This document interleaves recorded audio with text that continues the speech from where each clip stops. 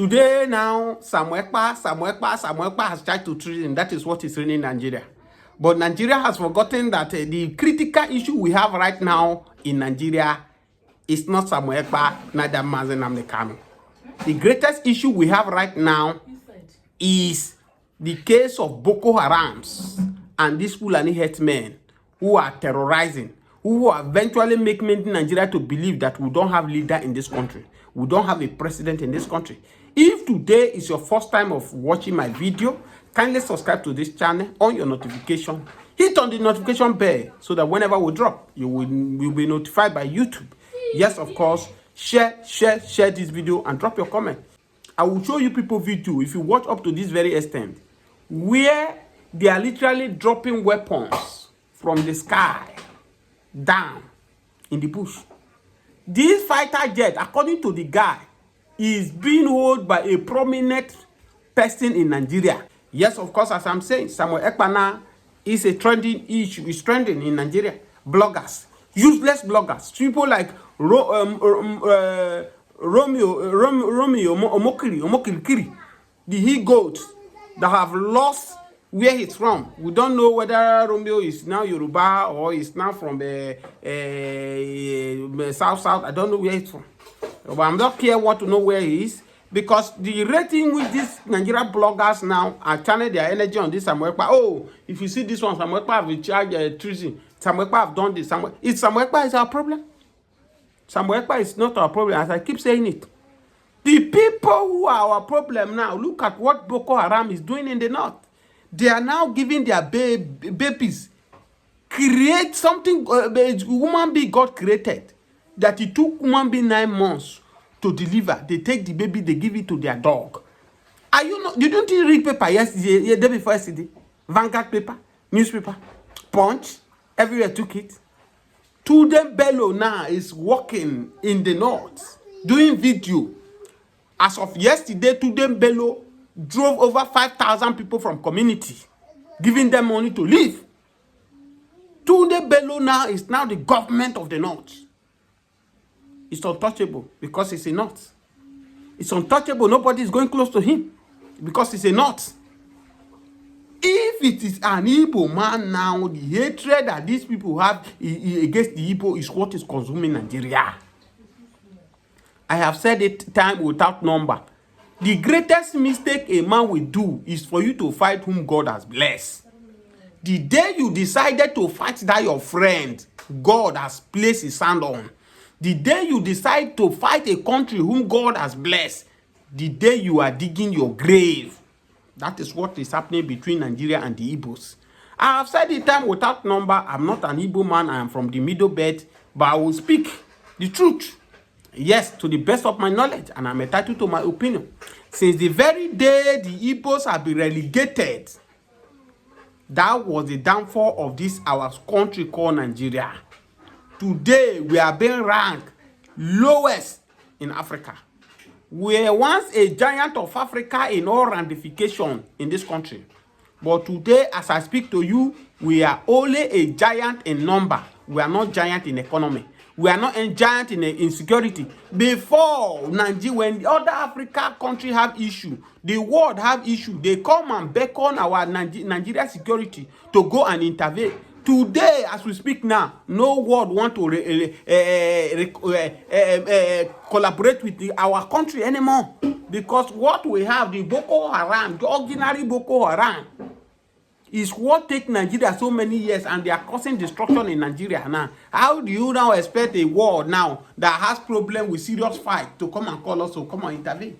Have we intervened the one with that one in our hand? Can't you see this way these people have used their hatred to demarket this country? To your own interest, have you not been imagining how do all these people get their weapons, even though okay, they get weapons while coming to Nigeria? But it's not going to be possible that even in your village, sometimes you see helicopter will fly and pass your village. You don't ask question, where are these helicopters going? They are going to your farms, going to your bushes.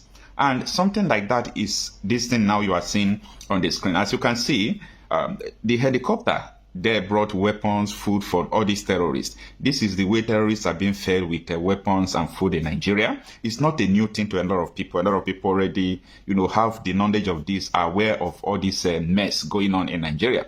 Now, I am surprised because the number of this helicopter, that is the helicopter tracking number, is not too visible in this video, but I use some, applications, some technologies to detect it more. And the number that we got also belongs to a Nigerian politician. But this is confidential. We are not going to bring it up to social media for some security reasons. This helicopter, if the application did not make mistake, because if you can pause the video where the helicopter was living there, if you pause the video and check it well, it might be very difficult for you to see it. But we have application we normally use to detect all those fainted letters. It will show and be visible. So we checked on this one. We discovered that a prominent politician in Nigeria owns it. And if our judgment is true, because this is not what you just see and copy. We have to use application to make sure we see it very well. And if the number was maybe wrong, I don't think that it will match any helicopter at all. And the helicopter we saw that owns the number is the same color we are seeing, the same thing. So that was where we came to agree that yes, this helicopter also belongs to a prominent politician in Nigeria. For those of you who don't have the awareness of what is going on in Nigeria, you can't help a nation that is not ready to liberate themselves. There is no how you can save a nation that is not ready for liberation. Most Nigerians, most ethnic groups in Nigerians, they are not ready for liberation. They are already dying, and they think that that is the way of life. They are psycho conditioned to believing that the way they are living is just all right. Now, that is not enough. The issue of the insecurity in Southeast, I have a totally different opinion about that. A lot of people know my own opinion about the issue of insecurity in the Southeast. Not all those minor kidnapping or ritualists and all those things. That has been in the Southeast right from time.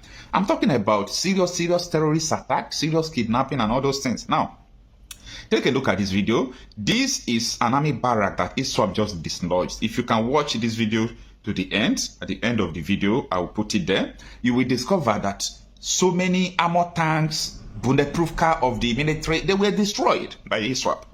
I want to put forth a question. Why is it that if they attack in the north, they are called terrorists, ISWAP, Boko Haram. In the southwest, they are called the same name. They attack in Abuja, they are the same name. They attack even though in Delta, they are the same name. Fulani terrorists, all those people, they are the same name. They are the same mission. They are on the same mission. But anytime the attack happens, anytime these people attack in the southeast, they change the name to IPOB. Now, I've told you severally. I showed you people video yesterday. A video where a Biafra sons who went to join Nigerian army not quite long, and he died in Meduguri, was being sacrificed by this same Boko Haram. Yes, the only sons of the family.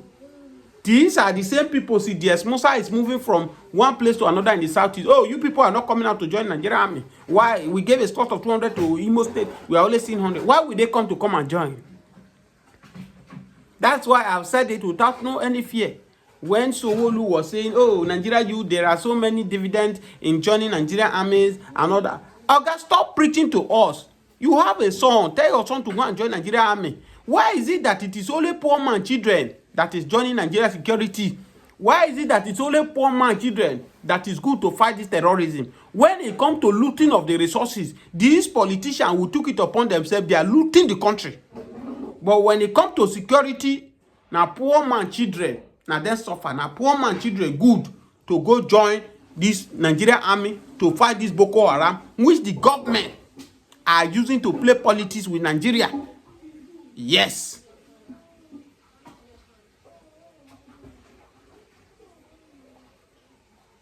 Yes.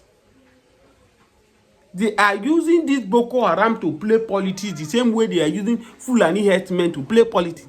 Can't you see? Now they have fashionalized it. It is Fulani from Mali that is coming to buy Nigeria. Is it not shameful to a government to open mouth and tell at the masses that foreigners are coming to kill you people? If foreigners are coming to buy people in your country, what is the responsibility of the government? When Obi will now wake up now, go to this thing, say Nigeria is this, that. They say, oh, stop the marketing Nigeria. Obi, stop doing this thing. Obi, stop doing this, that. If the DSS boss who told Nigeria that we should rise up and defend ourselves, we should arm ourselves against these terrorist people. It should be the first person that this government should go after. Not to Peter Obi. If there is a way to describe what is happening in Nigeria, we are worse than a failed state in this country. Terrible. Yes. We are worse. I want to show you people video if you watch up to this very extent. I will show you people video if you watch up to this very extent, where they are literally dropping weapons from the sky down in the bush. This fighter jet, according to the guy, is being held by a prominent person in Nigeria. Watch this video. Please take your time and watch the video by yourself and share this video. Because of the atrocity these people are doing. When I tell you that it is the politicians, these people that are causing this havoc. You see the reason why I told you people should forget Donald Trump. Forget all these foreign people. They know that if there is peace in Nigeria, who will buy weapons from them? This atrocity you are seeing, they have hand in it. They are causing it. Because as it is now, Nigerian government are buying a weapon from them. The terrorists too, they are buying. Are they not making money? They are making their money. They are making their money. That is why you can see that Donald Trump now cannot intervene in this issue of Biafra. They cannot. They are making money.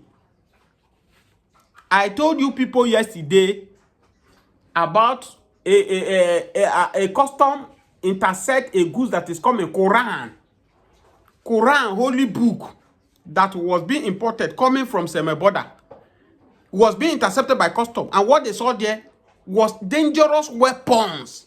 They put it inside holy book. Oh, that people. That's why I say, don't be deceived. They have used religion to destroy us. It is now obvious now that the West intentionally bring this religion to enslave us the more. Because when we got our freedom from slavery from these people, they sat down. In what way can we get these people back? It's through religion. And that's why you can see in Nigeria today, all you see now is churches everywhere. All you see today now is mosques. No factory. Nothing is producing anything. And you can see now that children are now into wayward. You see children are now involving in gambling. Children now involved in fraudulent activities. You will discover that what religion is doing to us as a country now is eating us as like a cancer.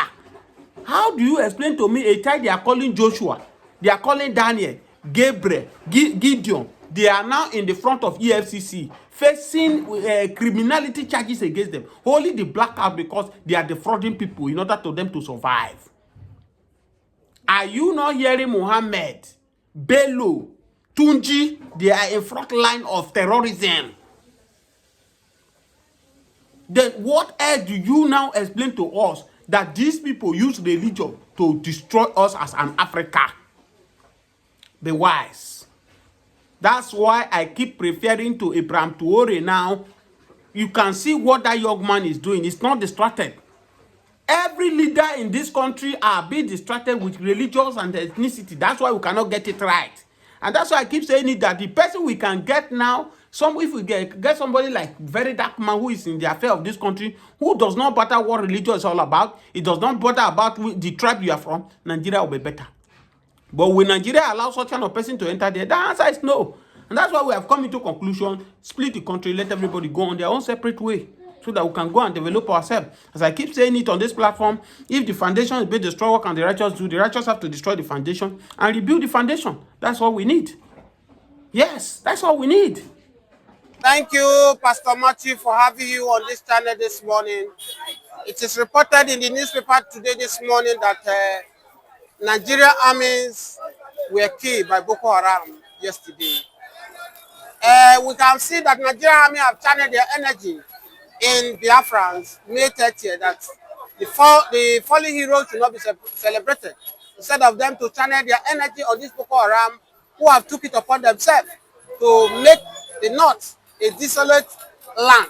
What do you have to say about this issue? And carrying most of them as a repentant Boko Haram, do you think is the right solution for Nigeria to defeat the insurgency in Nigeria? Let me start by telling you that there's nothing like repentant Boko Haram. There's nothing like repentant bandits. It's just a deceit, or perhaps the government do not know what is happening.